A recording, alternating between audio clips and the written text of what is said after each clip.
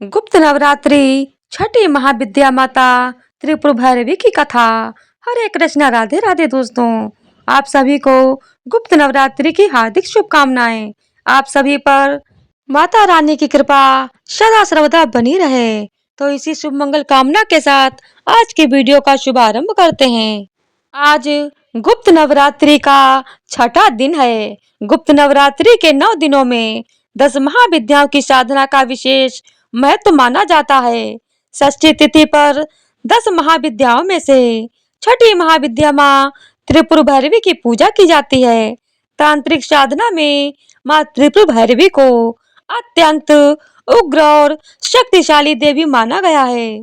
ऐसा माना जाता है कि इनकी पूजा से भय, बाधा, शत्रु और नकारात्मक शक्तियों का नाश होता है और साधक को आत्मबल तथा साहस की प्राप्ति होती है। माँ त्रिपुर भैरवी 10 महाविद्याओं में छठे स्थान पर विराजमान है। इन्हें शक्ति का उग्र और तेजस्वी स्वरूप माना जाता है। शास्त्रों में माँ त्रिपुर भैरवी को अग्नि तत्व से जुड़ी देवी कहा गया है, जो सृष्टि में परिवर्तन, संहार और शुद्धि का कार्य करती है। उनका स्वरूप प्रचंड तेज से युक्त है। आंखें लाल, शरीर से अग्नि के समान आभा निकलती हुई दिखाई देती है। वे लाल वस्त्र धारण करती हैं और उनके हाथों में त्रिशूल, पान पात्र और वर मुद्रा होती है। माँ त्रिपुर भैरवी को त्रिपुर सुंदरी का उग्र रूप भी माना जाता है। यानी जहाँ सौम्यता है वहीं उग्रता भी संतुलन बनाकर विद्यमान है। माँ त्रिपुर भैरवी की पूजा के लिए शुभ मुहूर्त।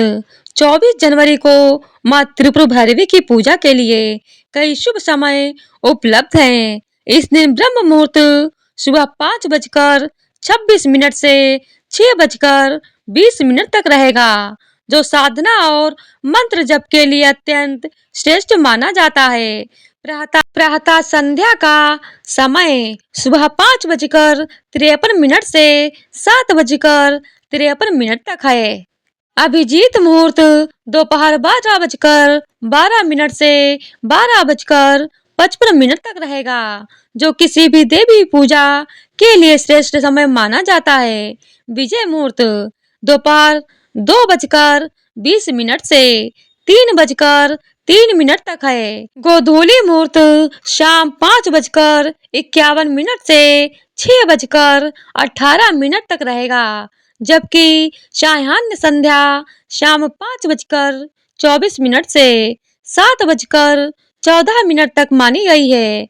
अमृतकाल सुबह 9:31 से 11:06 तक रहेगा। इसके अलावा निश्चिता मुहूर्त 25 जनवरी की रात 12:07 से 1:12 तक है। इस दिन रवि योग भी सुबह 7:13 से 10:56 तक रहेगा, जो पूजा को और अधिक फलदायी बनाता है।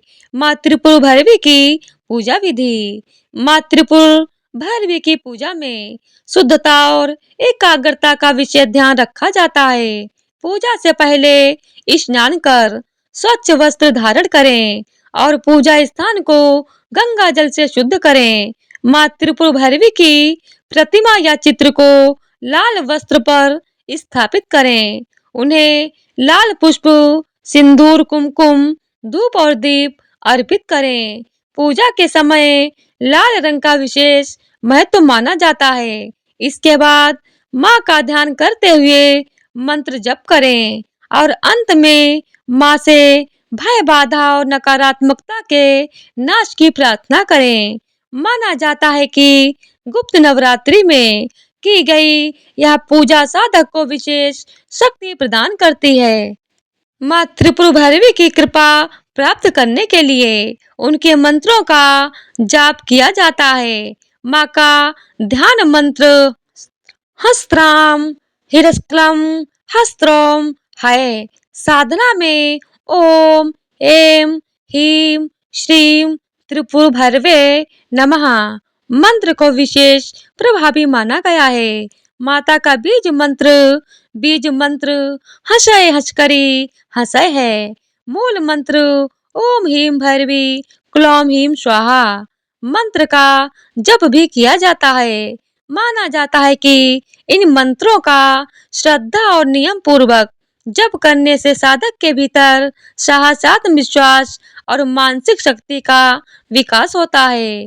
हालांकि माँ का पूजन गुरु की आज्ञा से ही करें। अब आइए श्रवण करते हैं माँ त्रिपुर भैरवी की उत्पत्ति की कथा। शास्त्रों के अनुसार जब सृष्टि में आसुर प्रवृत्ति अत्यधिक बढ़ने लगी और देवताओं का अस्तित्व संकट में पड़ गया, तब आदि शक्ति ने अपने उग्र स्वरूप को प्रकट किया। कहा जाता है कि त्रिपुर नामक 3 लोकों या 3 दुर्गों में रहने वाले असुर अत्यंत शक्तिशाली हो गए थे। इन असुरों को वरदान प्राप्त था कि कोई भी देव, दानव या मानव उनका संहार नहीं कर सकता। अपने इसी अहंकार के कारण वे देवताओं, ऋषियों और ब्राह्मणों पर अत्याचार करने लगे। देवताओं ने जब भगवान शिव और माता पार्वती की शरण ली, तब आदि शक्ति ने यह समझाया कि इन असुरों का अंत केवल शक्ति के उग्र स्वरूप से ही संभव है। इसके बाद माता पार्वती ने भैरवी स्वरूप धारण किया। यह स्वरूप अग्नि, तेज और प्रचंड ऊर्जा से युक्त था। इसी उग्र शक्ति को माँ त्रिपुर भैरवी कहा जाता है। माँ त्रिपुर भैरवी ने अपने तेज से तीनों लोकों में व्याप्त असुरी शक्तियों का नाश किया। उनका यह स्वरूप केवल विनाश का नहीं, बल्कि चेतना और अनुशासन का प्रतीक भी माना जाता है। शास्त्रों में कहा गया है कि माँ त्रिपुर भैरवी व्यक्ति के भीतर छिपे अज्ञान, भय और अहंकार का भी संहार करती हैं। इसी कारण उन्हें त्रिगुणात्मक संसार, स्थूल, सूक्ष्म और कारण पर शासन करने वाली देवी माना गया है। तांत्रिक परंपरा में माँ त्रिपुर भैरवी को साधना की देवी माना गया है। वे साधक को कठिन तप, संयम और आत्मबल के मार्ग पर आगे बढ़ने की प्रेरणा देती हैं।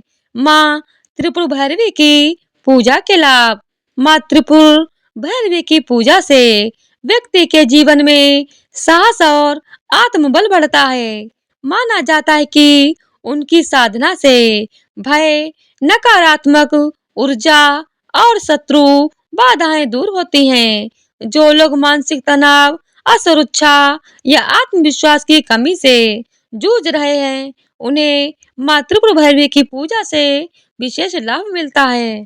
तांत्रिक साधना में यह भी माना जाता है कि माँ की कृपा से साधक को निर्णय लेने की शक्ति और जीवन में स्थिरता प्राप्त होती है। तो प्रेम से बोलिए माँ त्रिपुर भैरवी की जय हो। गुप्त नवरात्रि के छठे दिन माँ कात्यायनी की व्रत कथा सुनने का भी विधान है। नवरात्रि में छठे दिन माँ कात्यायनी की पूजा की जाती है। इनकी उपासना और आराधना से भक्तों को बड़ी आसानी से अर्थ, धर्म, काम और मोक्ष चारों फलों की प्राप्ति होती है। उसके रोग, शोक, संताप और भय नष्ट हो जाते हैं। जन्मों के समस्त पाप भी नष्ट हो जाते हैं। इस देवी को नवरात्रि में छठे दिन पूजा जाता है। कात्य गोत्र में विश्व प्रसिद्ध महर्षि कात्यायन ने भगवती पराम्बा की उपासना की, कठिन तपस्या की। उनकी इच्छा थी कि उन्हें पुत्री प्राप्त हो। माँ भगवती ने उनके घर पुत्री के रूप में जन्म लिया, इसीलिए यह देवी कात्यायनी कहलाईं। इनका गुण शोध कार्य है, इसीलिए इस वैज्ञानिक युग में कात्यायनी का महत्व सर्वाधिक हो जाता है। इनकी कृपा से ही सारे कार्य पूरे हो जाते हैं। ये वैद्यनाथ नामक स्थान पर प्रकट होकर पूजी गईं। माँ कात्यायनी अमोघ फलदायिनी है। भगवान कृष्ण को पति रूप में पाने के लिए ब्रज की गोपियों ने इन्हीं की पूजा की थी। यह पूजा कालिंदी यमुना के तट पर की गई, इसीलिए ये ब्रज मंडल के अधिष्ठात्री देवी के रूप में प्रतिष्ठित है। इनका स्वरूप अत्यंत भव्य और दिव्य है। ये स्वर्ण के समान चमकीली हैं और भास्वर हैं। इनकी 4 भुजाएं हैं। दाईं तरफ का ऊपर वाला हाथ अभय मुद्रा में है तथा नीचे वाला हाथ वर मुद्रा में। माँ के बाईं तरफ के ऊपर वाले हाथ में तलवार है व नीचे वाले हाथ में कमल का फूल सुशोभित है। इनका वाहन भी सिंह है। इनकी उपासना और आराधना से भक्तों को बड़ी आसानी से अर्थ धर्म काम और मोक्ष चारों फलों की प्राप्ति होती है। उसके रोग शोक संताप और भय नष्ट हो जाते हैं। जन्मों के समस्त पाप भी नष्ट हो जाते हैं। इसीलिए कहा जाता है कि इस देवी की उपासना करने से परम पद की प्राप्ति होती है। देवी कात्यायनी से जुड़ी एक अन्य पौराणिक कथा के अनुसार देवी की उत्पत्ति महर्षि कात्यायन के यहाँ आश्विन महीने की कृष्ण चतुर्दशी को हुई थी। इसके बाद महर्षि ने शुक्ल सप्तमी अष्टमी और नवमी तक देवी की अपने आश्रम में विधिवत पूजा अर्चना की और दशमी को देवी के इस स्वरूप ने महिषासुर का वध किया था। यही कारण है कि देवी के इस स्वरूप को देवी कात्यायनी के नाम से जाना गया था। महिषासुर का अंत करने के कारण देवी को महिषासुरमर्दिनी के भी नाम से जाना जाता है। इसके अलावा देवी कात्यायनी से जुड़ी एक और मान्यता ये थी कि देवी दुर्गा का यह स्वरूप अमोघ फलदायिनी है। ब्रज की गोपियों ने करुणावतार श्री कृष्ण को अपने पति के रूप में पाने के लिए कालिंदी यमुना के किनारे देवी कात्यायनी की ही आराधना की थी। इसी कारण वर्तमान में भी देवी कात्यायनी समस्त ब्रज मंडल की अधिष्ठात्री देवी के रूप में प्रतिष्ठित हैं। स्कंद पुराण में देवी कात्यायनी के बारे में ये उल्लेख भी मिलता है कि उनकी उत्पत्ति परमेश्वर के सांसारिक क्रोध से हुई थी। नवरात्रि के छठे दिन देवी दुर्गा के स्वरूप की पूजा का काफी महत्व है। ऐसी मान्यता है कि देवी कात्यायनी की पूजा में लाल और सफेद रंग के कपड़े पहनना बहुत शुभ होता है।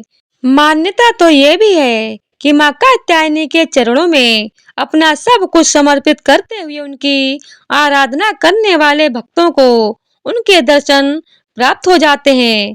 देवी के स्वरूप के पूजन से भक्तों में एक अद्भुत शक्ति का संचार होता है। देवी कात्यायनी का ध्यान गोधूली बेला में किया जाना चाहिए।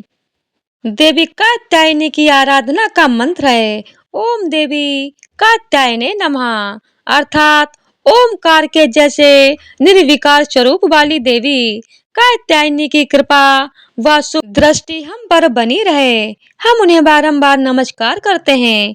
ऐसी मान्यता है कि देवी कात्यायनी को शहद अत्यंत प्रिय है। इसीलिए नवरात्रि के छठे दिन देवी कात्यायनी की पूजा में शहद या शहद से बनी चीजों का भोग लगाना चाहिए।